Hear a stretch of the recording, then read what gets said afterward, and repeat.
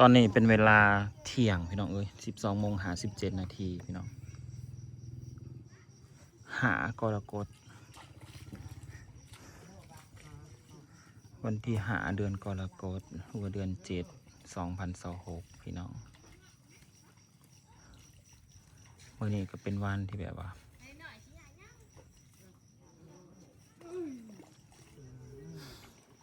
เอาสิถ่ายคลิปไว้เตือน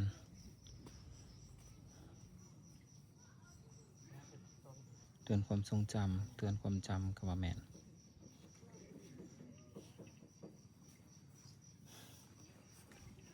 ช่องโดนอันนี้ผิดกฎช่องบ่าวฝั่งลาวโดนผิดกฎลักๆแล้วสรุปแล้วมันผิดอยู่2 อย่าง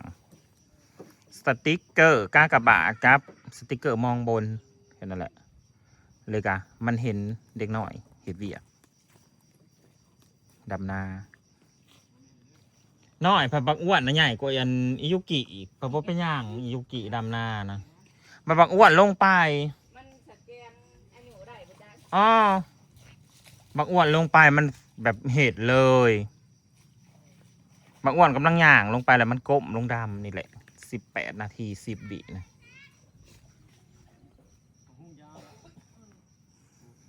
ก็เลยพี่น้องเอ้ยมันก็เลยนำคลิปของเฮาออกเลยแล้วก็มันก็บ่สามารถที่จะเหตุอย่างใดเลยมันบอกว่าประมาณ1 สัปดาห์ก็โอ้ยขอบใจหลายๆท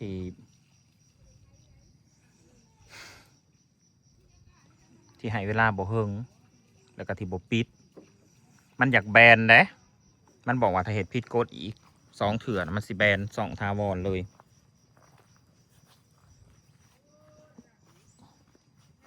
แต่ก็ยังดีที่2สำรองครับคือ2 บาบอยยังสามารถถ่ายคลิปลงได้อยู่เฮาก็สิถ่ายคลิปไว้ให้เบิ่งมื้อนี้เฮาก็สิเตือนตัวเองไว้ว่ามื้อนี้มันเกิดเหตุแบบนี้เนาะก็บ่ได้คิดบ่ได้ฝันดอกว่าสิอันนี้นะเห็นบักอ้วนลงไปบัดอีตัวนี้ก็บักอันโทนี่น้อยกว่าบักอ้วนอีกได้ขนาดนะพากันคนกายน้อยกว่าบักอ้วนผมบ่เป็นหยัง AI มันคือมาเก่งแท้เนาะมันสแกนได้นี่นะก็แสดงว่า AI มันเก่งที่จริงนะดำหน้าหรือว่าเฮ็ดเวียกมันหลายต่อหลายมื้อแล้วพี่น้องเอ้ยกับคือว่าแล้วมันล้วนบ่หรือจะได้เฮาก็บ่ฮู้มันเลยมาจับผิดจับจุดได้บ่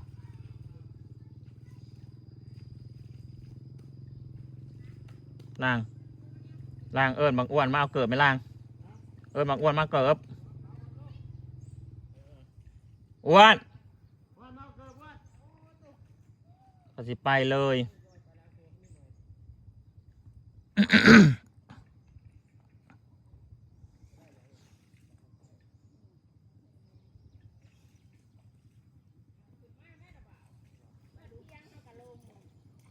เมาเกิ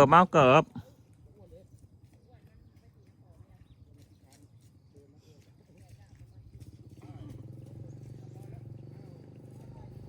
นี่นะชีวนักษาพี่น้องเลยลงกบดำน้า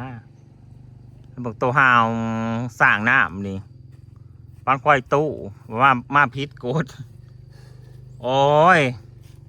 กระหูอยู่ดอกกดแต่ว่าเด็กช่วงนั้นนะมันมีอยู่ปีหนึ่งชักผ่านมาหลายปีเลยแหละว่าบอกให้ถ่ายติดเด็กมีปัญหาหามแล้วมันก็ออกกดมาว่าวิดีโอไม่ได้สร้างมาเพื่อเด็กตัวได้สร้างมาเพื่อเด็กกระบุมาว่าสร้างมาเพื่อเด็กให้เด็ก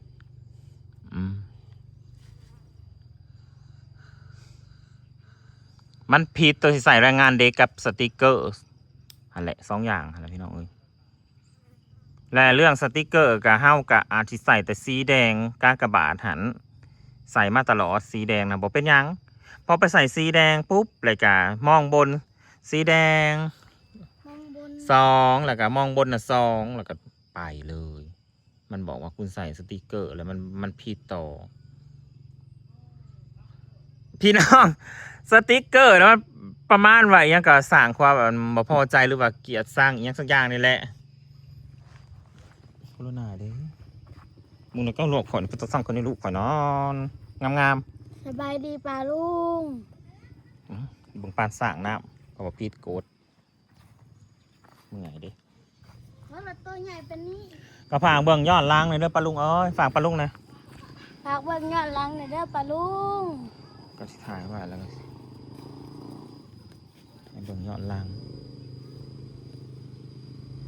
ข้าแม่นแบบว่า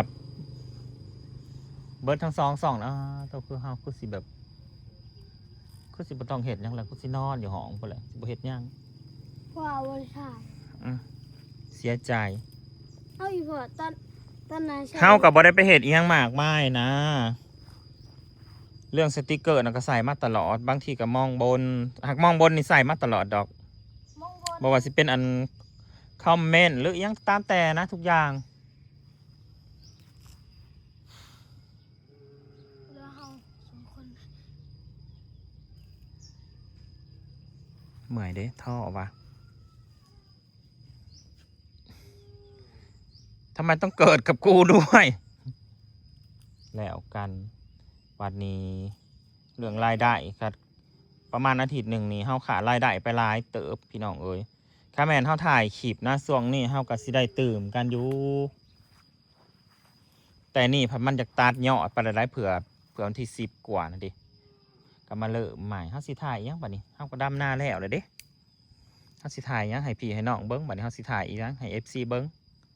เฮาก็บ่มีหยังถ่ายเลยเด้เผื่อฮอดเวลานั้นนะบ่มีหยังแล้ว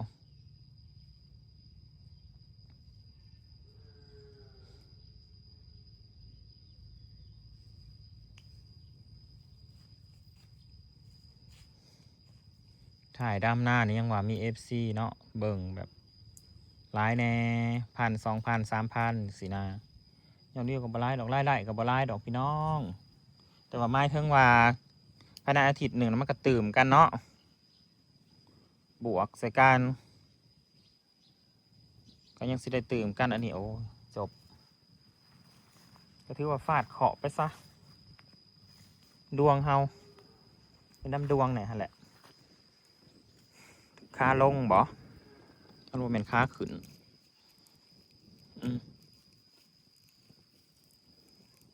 ก็ขอบคุณหลายๆ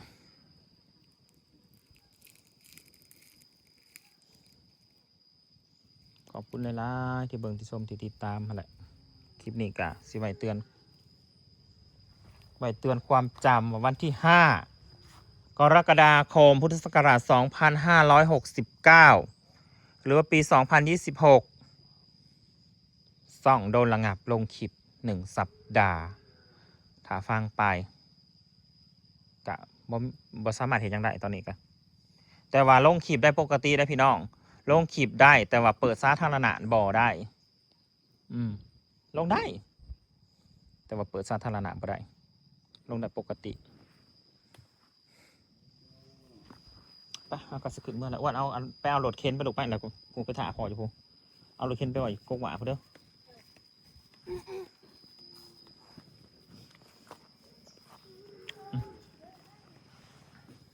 ใส่แรงงานเด็ก